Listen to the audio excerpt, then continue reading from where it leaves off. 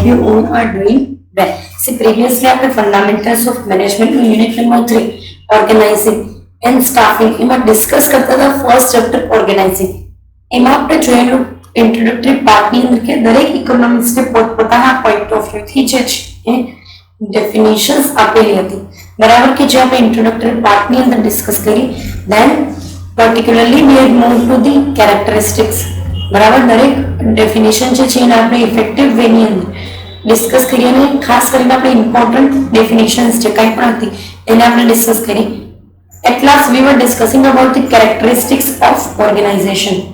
Obviously દરેક ઓર્ગેનાઇઝેશનના એક characteristics હોય, પણ આની અંદર તમને કોમન વસ્તુ આપેલી છે, બરાબર.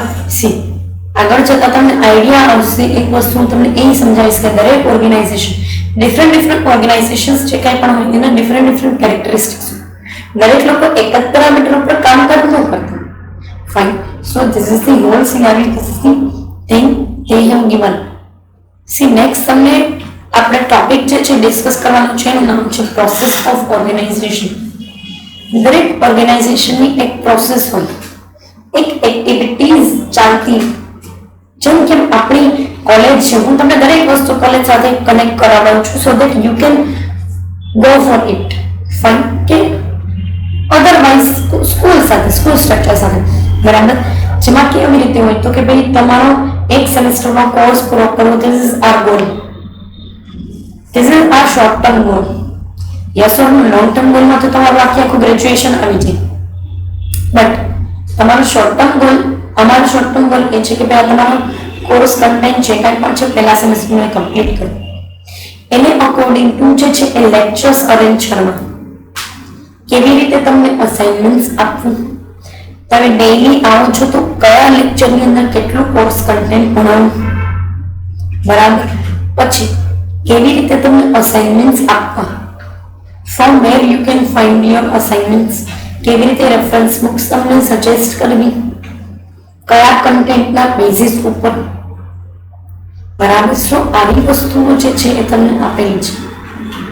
So let us focus on to that part. દરેક ઓર્ગેનાઇઝેશન જે છે એની એક પ્રોસેસ અહીંયા તમને આપેલી છે. It is the common process. So please એક વસ્તુ તમે સમજો, દરેક કંપનીની અંદર આ પ્રોસેસ વાઇઝ જ જતા હોય એવું જરૂરી નથી, અને દરેક કંપનીની અંદર આ પ્રોસેસ વાઇઝ ન જતા હોય એવું પણ જરૂરી નથી. ફાઇન. સો એ મેનરની અંદર જે છે તમને આપવામાં આવેલું છે. ફર્સ્ટ તમને કીધું છે કે defining organisational goals. Organisational goal જે છે એ તમારે ડિફાઇન કરવાના છે. How? See, they are talking about the short term goals. I am not telling you that very short term goals, but they are probably talking about the short term goals. એવા goals કે જે તમે ultimately 2 to 3 યર્સની અંદર ઓર 3 to 5 યર્સની અંદર જે છે એ achieve કરી શકો. નો ડાઉટ તમને એવું લાગતું હશે કે મેડમ 3-5 વર્ષને શોર્ટ ટર્મ તો ના કહેવાય, પણ હા, જે કંપની આટલા વર્ષોથી ચાલે છે એના માટે શોર્ટ ટર્મ ગોલ્સ જ કહેવાય, બરાબર. તમે સાંભળ્યું હશે કે કોઈ કંપની 35 વર્ષથી ચાલે છે, કોઈ કંપની 50 વર્ષથી ચાલે છે. સો પર્ટિક્યુલર મેનરની અંદર જો તમે જોવા જાઓ તો એ લોકો માટે આ ગોલ્સ જે છે શોર્ટ ટર્મ ગોલ્સ કહેવાય. ફાઇન. અને એ મેનરની અંદર જ તમને આપેલું છે કે ભાઈ ડિફાઇન કરો ઓર્ગેનાઇઝેશનલ ગોલ. ઓબ્વિયસલી દરેક પ્રોસેસનું પહેલું કામ હોય છે કે ગોલ્સ ડિસાઇડ કરવા, પછી બધી વસ્તુ આગળ વધે ને. આજે તમે નક્કી કર્યું કે ભાઈ તમારે બીબીએ કરવું છે, ત્યારે તો આપણે આ બધી વસ્તુ માટે સ્ટડી કરીએ છીએ. સો પ્રોસેસનો ગોલ તમે ડિફાઇન શું કર્યો છે?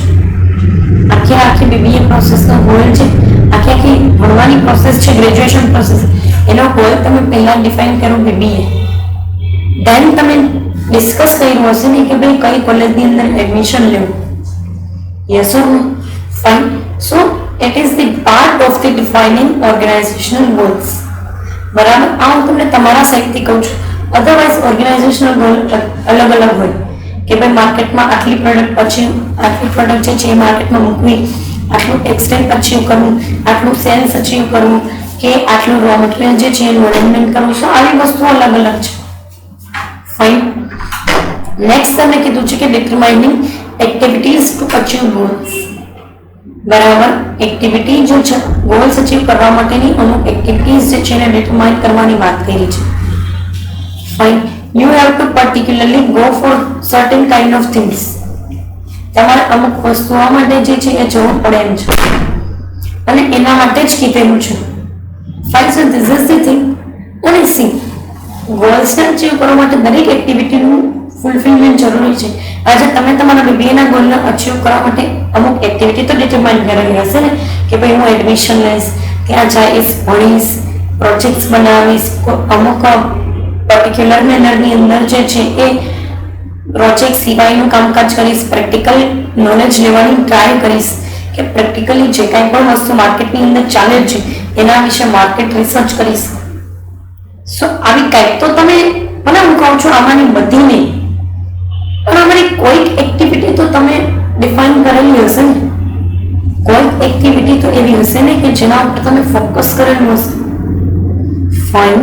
સો here they are saying that determining activities to achieve goals achieve કરવા માટે અમુક એક્ટિવિટી જે છે એને ડિફાઇન કરવી બહુ જરૂરી છે.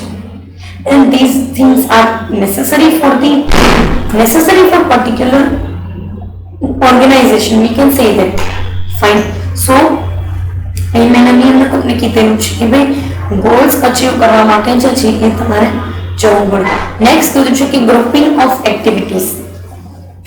આજે હું તમને એક ખાલી તમારા દિવસનું એનાલિસિસ કરવાનું કહું છું, જાજુ કઈ નહીં. એક દિવસનું એનાલિસિસ કરો, તમને આઈડિયા આવી જશે કે how many or an number of activities you are carrying out in a single day. તમે એક જ દિવસની અંદર એન નંબર એટલે પ્રાકૃતિક સંખ્યા that you know બરાબર કે જ્યારે તમે પ્રોબેબલી વાસ્તવિક સંખ્યાઓ પણ કહો છો. Fine. So an number of things એક દિવસની અંદર તમે કેટલી એક્ટિવિટીઝ કરતા હશો ને એનું એનાલિસિસ પણ તમારાથી થઈ નહીં શકે. ફાઇન. સો પર્ટિક્યુલર એની અંદર તમને એ વસ્તુ આપેલી છે કે ભાઈ તમે એક્ટિવિટીઝ જે છે એનું ગ્રુપિંગ કરો છો. ઓબ્વિયસલી આખા દિવસની અંદર કદાચ તમારાથી એક ટાર્ગેટેડ વસ્તુ ફૂલફિલ નથી થતી, then you have two particularly group out the activities. તો પછી તમારે જે છે એ ગ્રુપિંગ કરવું પડે દરેક એક્ટિવિટીનું. And then you will be able to recognize certain kind of things. તો પછી તમે એબલ હશો અમુક વસ્તુઓને રેકગ્નાઇઝ કરવા માટે એ અકોર્ડિંગ ટુ ચાલવા માટે. બીજું કે કેવી રીતે હોય તો કે કંપની અંદર અમુક જે ડોક્યુમેન્ટ્સ હોય ક્લર્કને સિનિયર ક્લર્કને આપવામાં આવતો હોય, અમુક ડોક્યુમેન્ટ પરચેસ ડિપાર્ટમેન્ટને દઈ દેવામાં આવે, સો દેટ દરેક લોકોનું પોતપોતાનું ટાસ્ક હોય તો એને ખબર રહે કે આ કામ આપણે કર્યું તો આપણી પાસે કદાચ અવેલેબલ હશે જ. આપણા ઓર્ગેનાઇઝેશનની અંદર આ વસ્તુ અત્યારે આપણી પાસે અવેલેબલ હશે જ. ફાઇન. સો એ લોકો એના ઉપર કામકાજ કરતા હોય, એના ઉપર ફોકસ કરીને ચાલતા હોય. Fine. So grouping of activities is particularly aligned with these kind of things. Fine.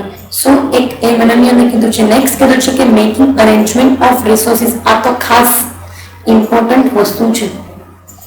મેં પહેલા બી આ વસ્તુ તમને સમજાવી દીધેલી છે અને ફરી પાછી સમજાવું છું. કઈ તો કે રિસોર્સિસ કંપની માટે શું ઇમ્પોર્ટન્સ ધરાવે છે, જેમાં તમે 4M ભણી ગયા છો: લેન્ડ, મની, મશીનરી અને મટીરિયલ. આ 4M જે છે એનું નામ છે factors of production or resources of the company. તો દરેક રિસોર્સિસનું તમારે અરેન્જમેન્ટ કરવું પડે. ઓર્ગેનાઇઝેશન એમને ના ચાલે, એમને કોઈ હવાની અંદર વાતો કરવાથી વસ્તુઓ નથી ચાલતી. તમારે દરેક રિસોર્સિસનું અરેન્જમેન્ટ કરવું પડશે. દરેક એક ફેક્ટર્સ જે છે એને લઈ આવવા પડે, કારણ કે રો મટીરિયલ અક્વાયર કરવું કે હ્યુમન રિસોર્સિસને મેનેજ કરવા it is not an easy task. એ વસ્તુ કોઈ ઇઝી ટાસ્ક નથી અને દરેક લોકો આ વસ્તુ કરી શકે એમ પણ નથી હોતા. You have to take the huge risk by acquiring resources, acquiring materials, acquiring or arranging the certain kind of things. Fine. So A parameter ની અંદર આ લોકો વાત કરે છે, એ ફૂલફિલમેન્ટ ની અંદર આ લોકો વાત કરેલી છે. ફાઇન. કે દરેક રિસોર્સિસ જે છે એને ઇફેક્ટિવ મેનરની અંદર અરેન્જ કરવા. And this is what are task. કારણ કે કંપની ખાલી માણસોથી નહીં ના ચાલે. You need machinery, you need material, and for acquiring all these kind of resources, you will need money. તો financial resources છે, raw material છે, machineries છે કે human resources છે, એટલે કે manpower. આ ચારે ચાર વસ્તુને કોઅલાઇન કરી, એને ભેગી કરી, એક જગ્યાએ મૂકી, એને કોઓર્ડિનેટ મેનરની અંદર લઈ આવી, એનું અરેન્જમેન્ટ કરો કે કેવી રીતે મશીન મૂકશું, કેવી રીતે મશીનનું લેઆઉટ રહેશે, કેટલા લોકો એક મશીનરી ઉપર કામકાજ કરશે, એક યુનિટ બનમાં કેટલું મટીરિયલ જોઈએ છે, કેટલા કોસ્ટનું મટીરિયલ જોઈએ છે. ફાઇન. સો આપણને આઈડિયા આવે ત્યારે આપણને આઈડિયા આવે છે કે હા આવી રીતે થાય છે વસ્તુ, અને વસ્તુ આ મેનરની અંદર ચાલતી હોય છે. Fine. So this is the thing. Next તમે કીધું છે અસાઇનમેન્ટ ઓફ ડ્યુટીઝ. દરેક લોકોને પોતપોતાની ડ્યુટી જે છે એને અસાઇન કરવી. યસ ઓર નો? આ પણ એક ઇમ્પોર્ટન્ટ ટાસ્ક છે, ઇમ્પોર્ટન્ટ ફેક્ટર છે. ડ્યુટીઝ અસાઇન કરવાનો મતલબ એવો નથી કે લોકોને કહી દેવું કે આ કામ તારે કરવાનું, આ કામ તારે કરવાનું. એક પ્રોપર વેની અંદર તમે મૂકો છો. દરેક કંપનીની અંદર પ્રોપર વેની અંદર કમ્યુનિકેટ થતું હોય, whether by the email or by putting notice on the notice board or any other medium. That is entirely depend upon the organization. એ તો ઓર્ગેનાઇઝેશન સ્ટ્રક્ચર એના ઉપર આધાર રાખે છે. પણ હા, દરેક લોકોને એની ડ્યુટીઝ અસાઇન કરવાનું એક ફોર્મલ કમ્યુનિકેશન હોય, જેમાં એ લોકોને જે છે એ અલાઇન કરવામાં આવે એકબીજા સાથે, અને કહેવામાં આવે કે ભાઈ તમારે આટલા ડિપાર્ટમેન્ટ સાથે કોઓપરેટ કરીને ચાલવાનું છે. You have to make out this things, you have to make out this things, you have to make out this things. અને પછી જે છે એ કામકાજ આગળ વધે કંપની. આ સીધી વસ્તુ છે ને, બરાબર. અને જ્યારે ડ્યુટીઝ આવે, તમારી રિસ્પોન્સિબિલિટીઝ આવે, ત્યારે તમારી પાસે ઓથોરિટી પણ હોવી જોઈએ, બરાબર. આજે હું તમને એક વસ્તુ કહું છું. પેલા એક એક્ઝામ્પલ આપી દઉં કે તમારી, ચાલો આપણે કોલેજની અંદર કોઈ એક બિઝનેસ ફેર રાખ્યો છે, બિઝનેસ ફેર, જેમાં તમારે લોકો અલગ અલગ બિઝનેસ કરવાનો છે. બે જણા ભેગા મળીને એક બિઝનેસ ખોલશે. આ હતી મેં અનાઉન્સમેન્ટ કર્યું. હવે આના માટે મેં ડ્યુટીઝ આપેલી છે દરેક લોકોને કે ભાઈ તમે આ પ્રમાણે કામ કરશો, તમે આ પ્રમાણે કામ કરશો, તમે લિસ્ટેડ ઓફ થિંગ્સ છે એનું મેનેજમેન્ટ કરશો. આ થઈ ગઈ અસાઇનમેન્ટ ઓફ ડ્યુટીઝ.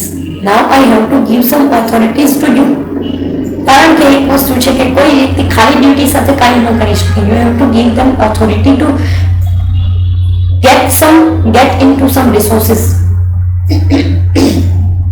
આજે હું તમને કામ સોંપી દઉં, તમારી 5 જણાની કમિટીઝ બનાવીને તમને કામ સોંપી દીધું, પણ હું તમને કોઈ ઓથોરિટી નથી આપતી.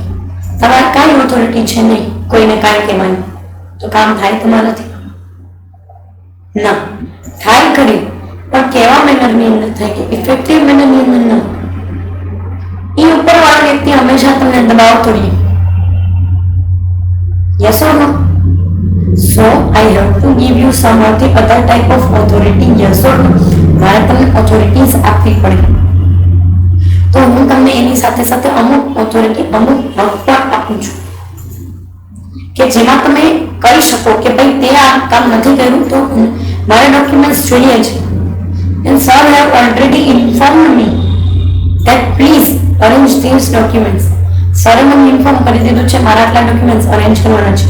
If you are not going to give you, then I have to particularly concern or I have to particularly discuss with the boss or my upper authority. Yes, obviously it is your right, it is your authority to tell someone that you should do these things or not do these things. આ મારો હક છે ને, સીધી વસ્તુ છે. Fine. સો મારે એ વસ્તુ કહેવી કોઈ સામેવાળી વ્યક્તિની મારો હક બને છે. And I will particularly give them the instructions.